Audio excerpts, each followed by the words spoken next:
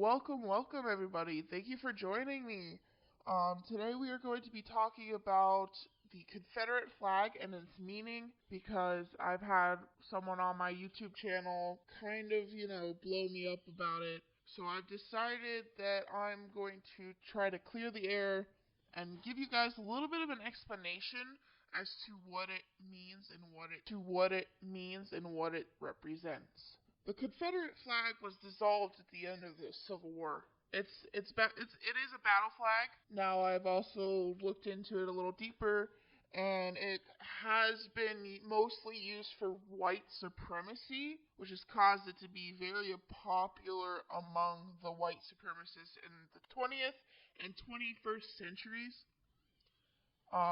It also extends to white supremacists beyond the borders of the U.S. It's just been a big thing for a lot of people. So the person on my YouTube channel, they were telling me that it was a representation of the 13 colonies. So let's look into that, and I'll cite some actual facts about that, see if it's true or not. The 7 stars actually represent the 7 original states: South Carolina, Mississippi, Florida, Alabama, Georgia, Louisiana, and Texas. The 7-star flag was officially used for 2 years, but never established as a Confederate flag by law. So between April 17th and June 24th of 1861, 4 more states, Virginia, Arkansas, Tennessee, and North Carolina, seceded from the Union. North Carolina was the 11th state to secede. And that same day, North Carolina seceded, May 20th, 1861. The Confederate Congress was in session in Montgomery, Alabama. In the session, the number of stars on the flag was increased to 13, representing the 11 states that had seceded, and also Kentucky and Missouri, who had sent representatives to the first Confederate Congress. After their first Battle of Bull Run, the troops complained that at a distance they could not distinguish between the stars and bars and the stars and stripes, meaning the Confederate flag and the American flag. General Beauregard, I don't know if I'm going to say this right, General Beauregard designed the battle flag of the Confederacy consisting of 2 blue lines containing the 13 stars diagonally across a red field. And in May 1863, the Confederate Congress adopted the Blue Cross with 13 stars, but placed it on the place of honor and substituted the 3 bars with a field of solid white. In addition, the Confederate soldiers felt this flag resembled a flag of truce, and it was again altered and adopted in 1865, shortly before the end of the Civil War. A red bar was added, extending over the width of the banner and covering the outer half of the field. So this is what it looked like.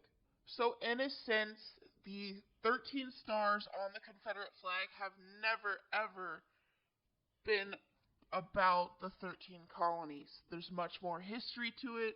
There's much more information to be gathered about it.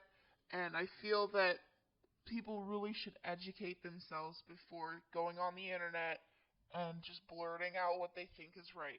So in 1861 to 65, in the American Civil War, the Confederate flag was flown by the breakaway Southern states that defended slavery. So it's really not representation of anything good, in my opinion. There are even people thinking that this flag represents religious things, which it doesn't at all. It's not really accurate.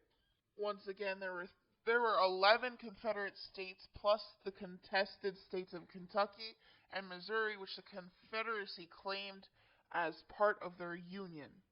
Here's a little fun fact: the first official Confederate national flag was based on the United States flag. As I explained it, the large red bar at the top and one at the bottom, with a broad right bar in between, the upper corner, and a blue box contained the 7 stars for the 7 states that constituted the whole of the Confederacy at the time it was designed. Later on, it would actually have 11 stars, including each, once again, for Kentucky and Missouri, even though those states never seceded from the Union. So basically what I've learned is it was actually an original flag used to symbolize civil war. That's the impression I'm getting from this bit of history. Just let me know what you think down in the comments. Alright, if you sat through this video and listened, thank you for joining and supporting me. If you could just drop a like, subscribe, and maybe even share this video. Comment your thoughts, questions down below, and I'll try to respond as quickly as possible. Please try to keep comments respectful. If you have nothing nice to say, say nothing at all. Have a great day. This has been Slime the Clown.